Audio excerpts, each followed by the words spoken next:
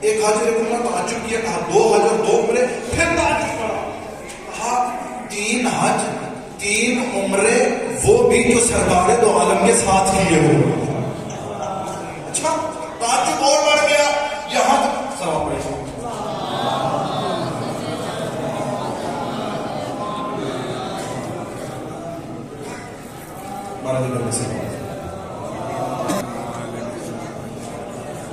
میرا ظاہر وقت نزدیک ہے، میں اپنے موضوع کو کلوز کرواؤں گا۔ فرمایا 70 حج اور 70 عمرے، وہ بھی سرکار دو عالم کے ساتھ۔ پھر جب تعجب بڑھتا گیا، توجہ میری طرف رہی ہے، روایت کا آخری حصہ یہ محسوس ہوئیے گا کہ جب تعجب بڑھتا گیا، جب 70 حج اور 70 عمرے تک پہنچے، سرکار حضرت صادق آل محمد کو غضب آیا۔ جب غضب کی حالت میں راوی کی طرف دیکھا، تعجب اس کا بڑا ہوا تھا، 70 حج کہاں، 70 عمرے کہاں، زیارت امام حسین کہاں؟ تو فرمایا سن، جو بھی بندہ امام حسین کی زیارت کے لیے جاتا ہے، جو قدم اٹھاتا ہے وہ عمرے کا ثواب ملتا ہے، جو رکھتا ہے وہ حج کا ثواب۔ یہ بڑی اٹھا کے علماء کو دیکھیے، جب وجہ پوچھی گئی کہ اتنے بڑا ثواب ہے، وہ حضرت علامہ ہلی کا بڑا مشہور معروف واقعہ جس میں وہ یہ بیان کرتے ہیں کہ میں نے خواب میں یہ بڑا سوچتا رہتا تھا کہ کیا وجہ ہے کہ اتنی بڑی فضیلت امام حسین کی زیارت کی کس وجہ سے ہے۔ وہ کہتے ہیں میں امام حسین کی زیارت کو گیا، جب واپس آ رہا تھا تو میں نے دیکھا ایک نورانی شخصیت میرے ساتھ، جو مجھے عام شخصیت نہیں لگ رہی تھی۔ میں نے پوچھا، ان سے سوال کیا، کہا میں نے سرکار دو عالم کی ایک روایت پڑھی ہے، روایت کے لیے ہے کہ جس شخص کی آنکھ سے مچھر کے پر کے برابر آنسو آ جائے تو سرکار دو عالم یہ فرماتے ہیں کہ امام حسین کا وہ ظاہر ہے اور جنت اس پر واجب ہے۔ ایک مچھر کے پر اتنا ثواب کیا؟ علامہ ہلی کہتے ہیں میں دنیا کا سب سے بڑا مجتہد تھا، پوری دنیا میری تقلید کر رہی ہے۔ میں نے جب سوال و جواب کا سلسلہ شروع کیا تو مجھے محسوس ہوا مجھے کچھ آتا ہی نہیں، مجھے کچھ پتہ ہی نہیں ہے۔ میں نے موقع کو غنیمت جانا، میں نے سوچا اس شخصیت سے پوچھ لوں۔ کہا میں اس سوال کا جواب دینے سے پہلے ایک واقعہ سنانا چاہتا ہوں۔ اچھا واقعہ سنائیے۔ ایک بادشاہ تھا، شکار کے لیے نکلا جنگل میں پہنچا، جا کر دیکھا اپنے قافلے سے بچھڑ، شکار کرتے کرتے دور دراز نکل گیا، جو اس کے سپاہی تھے، جو اس کے محافظ تھے، ان سے بچھڑ گیا۔ رات بھی بڑی دورانی، ایک جگہ پر دیکھا روشنی نظر آ رہی ہے، ایک جھونپڑی، وہاں پہ جا کر دیکھا ایک بوڑھی ماں ہے۔ میں بس جلدی جلدی گزر رہا ہوں، آج سب کو ممبر دینے جا رہا ہوں، آپ تو آج سب کے درمیان آئے نہ ہوں، بڑا کم وقت رہ گیا میرے پاس۔ فرمایا وہاں پر گیا، جہاں پر دیکھا ایک ماں اور ایک بیٹا رہ رہے ہیں۔ فرمایا جوان مجھے رات گزارنے کے لیے وقت ہے، اسے بتایا نہیں کہ بادشاہ مجھے یہ رات گزارنے کے لیے جگہ چاہیے۔ کہا ماں سے چلا گیا ماں کے پاس، ماں نے کہا چل بلا لو، مہمان ہے، مہمان خدا کے رحمت ہوتے ہیں، بلا لیجیے۔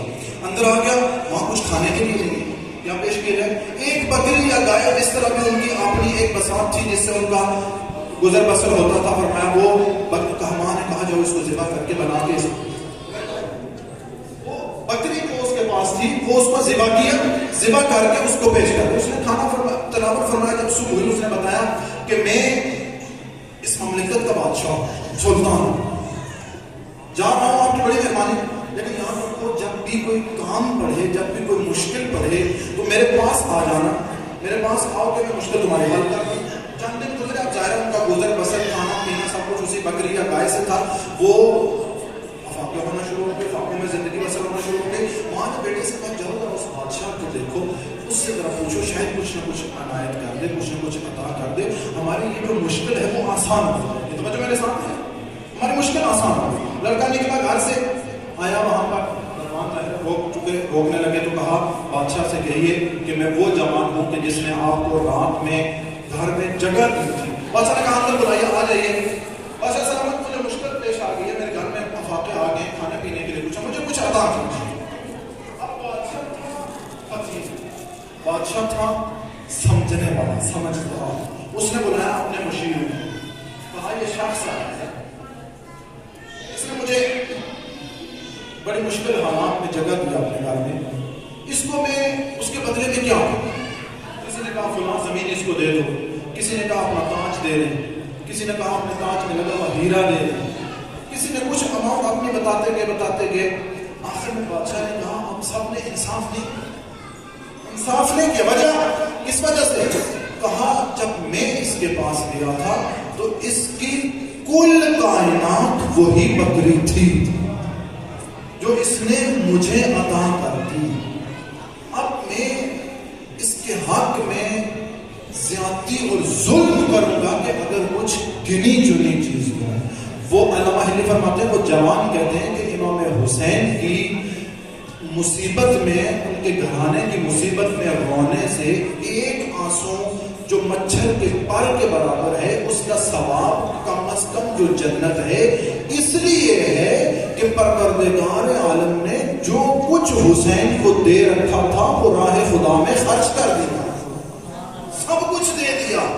اب اس پہ حق یہ بنتا ہے کہ ایک جنت کم از کم ان کے چاہنے والوں دین کی حفاظت کے لیے حضرت امام حسین چند جملے ذکر مصائب کے اور آواز سب کو میں کر دوں کہ دین کی حفاظت کے لیے امام حسین نے ہر طرح کی قربانی پیش کی ہے۔ کربلا کا میدان، لاکھ لاکھ صحرا، مصائب آپ کو تفصیلی آواز اب سنائیں گے مصائب خان پروردگار کا سایہ فراز فرمائے۔ ہم عبادتاً چند جملے عرض کرتے ہیں کہ جب 10 محرم ہوئی، 10 محرم کو سید الشہداء کیفیت کیسی ہے، حالت کیسی ہے، ابرو کٹے ہوئے، زخموں کے اندر زخم لگے ہوئے، کوئی تلوار کا زخم ہے، کوئی تیر کا زخم ہے، کوئی نیزے کا زخم ہے۔ عزاداروں ایک جگہ پر آ کر بیٹھ گئے، نہیں پتا مولا کو کون سا وقت یاد آیا، تلوار کے دستے کو پکڑا، اٹھے، وہاں پر آئے جہاں پر اپنے لخت جگر، اپنے اصحاب، اپنے مہمانوں کو کٹوا چکے تھے۔ مظلوم نے اپنی مظلومیت کی پہلی مجلس پڑھنا شروع کی، یا ابطال الصفا و یا فرسان الحجا، اے میرے پیارے گھڑ سوارو، اے میرے دوستو، کہاں ہو تم؟ اب یہاں پر جب سب کو بلا چکے نا،